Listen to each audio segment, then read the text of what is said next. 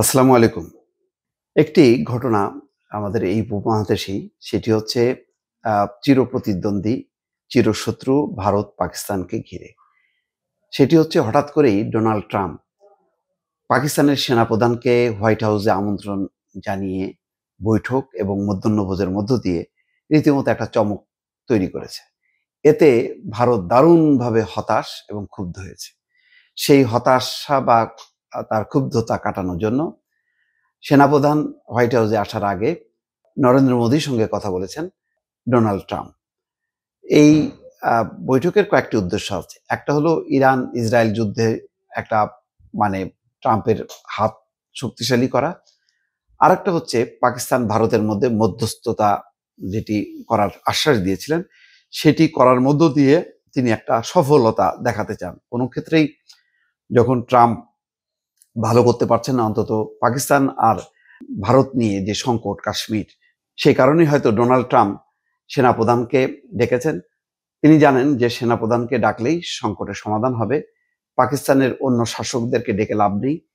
তারা চাইলেও সেনাপ্রধান যদি না চান তাহলে হবে না। সুতরাং জায়গা মতো তিনি হাত দিয়েছেন এবং যুদ্ধবিরতির সময়ও খেয়াল করেছেন আমেরিকা কিন্তু কথা বলেছে সেনাপ্রধানের সঙ্গে। সেনাপ্রধানের সঙ্গে কথা বলেই যুদ্ধবিরতির সিদ্ধান্ত হয়েছে এবং সেনাপ্রধানও সেটি সম্মতি জানিয়েছেন।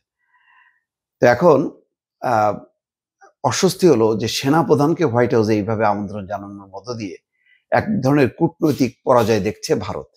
সেই কারণে তারা খুবই হতাশ। দ্বিতীয়বারের মতো যুক্তরাষ্ট্রের প্রেসিডেন্ট নির্বাচিত হওয়ার পর এবছর ৪ঠা মার্চ কংগ্রেসের যৌথ অধিবেশনে প্রথমবারের মতো ভাষণ দেন ডোনাল্ড ট্রাম্প। ওই ভাষণে তিনি একটি চাঞ্চল্যকর তথ্য প্রকাশ করেন।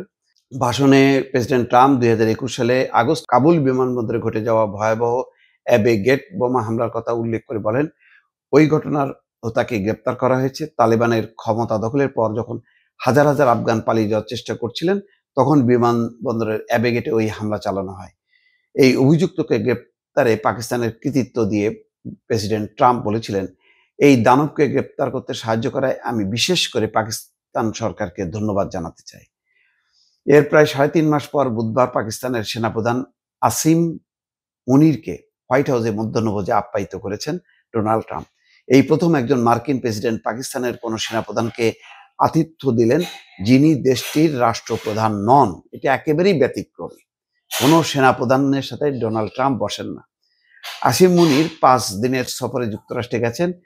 এই দেশটি যুক্তরাষ্ট্রকে মিথ্যা আর প্রতারণা ছাড়া কিছুই দেয়নি এবং এটি সন্ত্রাসীদের নিরাপদ আশ্রয়স্থল হিসাবে ৭ বছর আগে অভিযোগ করেছিলেন ট্রাম্প। আর তার পূর্বসূরি জো বাইডেন এই দেশটিকে সবচেয়ে বিপজ্জনক দেশগুলোর একটি বলে মন্তব্য করেছিলেন। সেই দেশের প্রতি ট্রাম্পের এই মনোভাবের একটি নাটকীয় পরিবর্তন। বিশেষজ্ঞরা বলছেন ট্রাম্পের দ্বিতীয় মেয়াদের প্রশাসনের অধীনে সম্পর্ক পুনর্গঠনের কাজটি কয়েক সপ্তাহ ধরেই চলছিল। গত মে মাসে ভারত পাকিস্তানের মধ্যে স্বল্প সময়ের কিন্তু তীব্র সামরিক সংঘাতের সময় এটি আরো সংহত হয়। ওই সংঘাতে যুক্তরাষ্ট্রের যুদ্ধবিরতির মধ্যস্থতার চেষ্টা করা হচ্ছিল। অবশ্য কিছু বিশ্লেষক সতর্ক করে বলেছেন, নতুন করে গড়ে ওঠা এই সম্পর্ককে প্রাতিষ্ঠানিক নীতির পরিবর্তে ট্রাম্পের ব্যক্তিগত অবস্থানের ফল হিসেবে দেখা উচিত।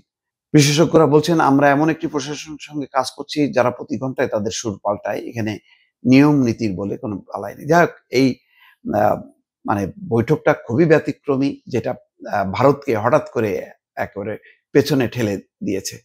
ফলে নতুন একটি হয়তো আহ, পরিস্থিতি এবং পাকিস্তানকে যেভাবে ডোনাল্ড ট্রাম্প গুরুত্ব দিচ্ছেন, তাতে ভারতের হতাশ হওয়ার কারণ আছে এবং ভবিষ্যতে এটা কি দাঁড়ায় সেটি নিশ্চয়ই বিশ্ব পর্যবেক্ষকরা তার দিকে লক্ষ্য রাখছেন। দর্শক ভালো থাকবেন। আল্লাহ হাফেজ।